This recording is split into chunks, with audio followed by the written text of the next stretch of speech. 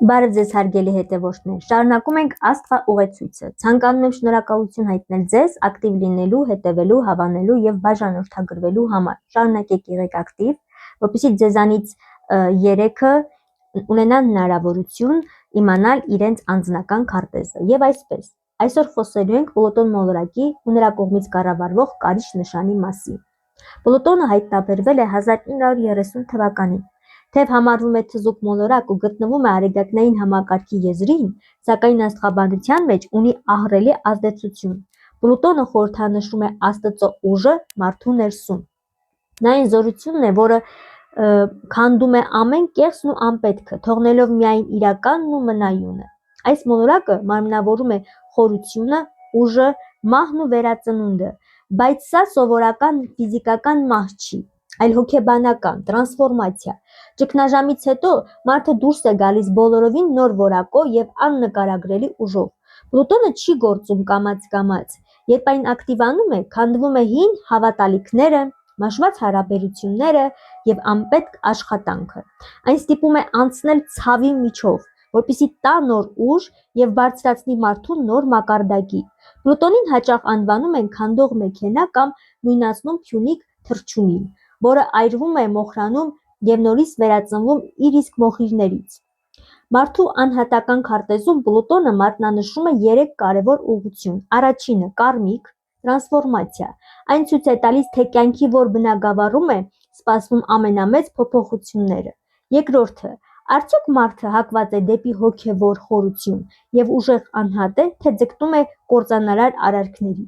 Երրորդը՝ մեծ ֆինանսներ, այն կառավարում է կոլեկտիվ էներգիան եւ նյութական հզոր հոսքերը։ Դա կախված է նրանից, թե որ տանն է գտնվում Պլուտոնը։ Ընտանիքի, հարաբերությունների, աշխատանքի, հենց այնտեղ էլ մարդը պետք է անցնի իր կարմիկ դասերը եւ վերափոխվի։ Պլուտոնը թարգմանաբար նշանակում է հարուստ։ Նա կառավարում է երկրի ընդերքը, որտեղ թաքնված են թանկարժեք քարերը, ոսկին ու հանքանյութերը։ Երկրաշարժները նույնպես լինում են իր էներգիայի պատճառով։ Աստղաբանության մեջ նա խորհրդանշում է մեր ենթագիտակցության ամենախորը շերտերում թաքնված անսահման ներքին հարստությունը։ Հունական դիցաբանության մեջ Պլուտոնը նույնացվում է Աիդի կամ Հադեսի հետ։ Նա Զևսի, Պովսեյդոնի եղբայրն էր, ում բաժին էր հասել ստորգետնյա թագավորությունը։ Նա կարևոր է հիշել, շատ կարևոր է հիշել։ Նա սատանան չի, չար չի, այլ սառնարյուն, արդար եւ խիստ տիրակալ, ով պահպանում է կյանքի ու մահվան հավասարակշռությունը,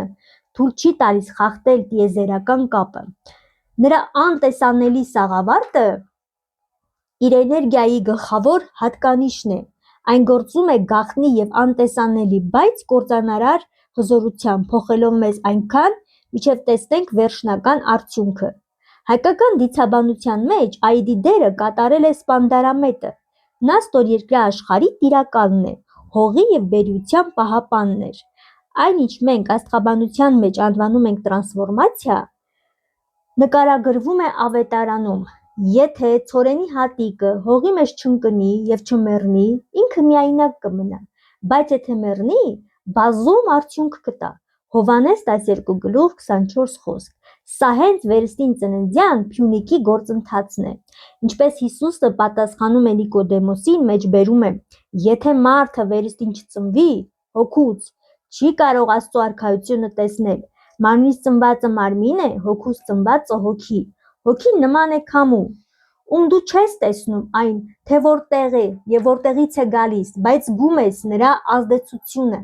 Սա հենց Պլուտոնի անտեսանելի, բայց վերափոխվող ուժն է, որը մեզ ստիպում է մահանալ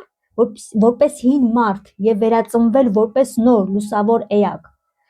Սիրելի բարեկամներ, մեր յուրաքանչյուրի կյանքում լինում են ճգնաժամեր։ Դրանք մեզ տրվում են ոչ թե կործանելու, այլ տրանսֆորմացվելու համար։ Մեկի կյանքում դա կարող է լինել ամուսնությունը, մյուսի մոտ ծնողների հետ բարդ հարաբերությունները կամ նրանց կորուստը։ Հենց այս դժվարություններն են օգնում մեզ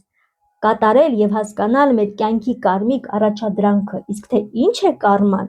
ես առանձին կխոսեմ դրա մասին, որպես կարմայի մասնագետ։ Ինչպես նկատեցիք, աստղաբանությունը միշտ համադրում եմ Աստծո խոսքի հետ։ սա անում եմ նրա համար, որպեսզի դուք էլ տեսնեք, Աստվածաշունչն ու աստղաբանությունը չեն հակասում միմյանց, այլ ընդհակառակը դրանք լրացնում են մեկ-մեկու, օգնելով մեզ ավելի խորը ճանաչել տիեզերքի օրենքներն ու հոգու լույսը։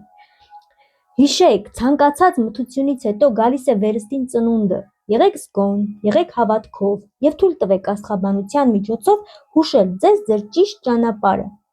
Այսքանը Պլուտոն մոլորակի մասին։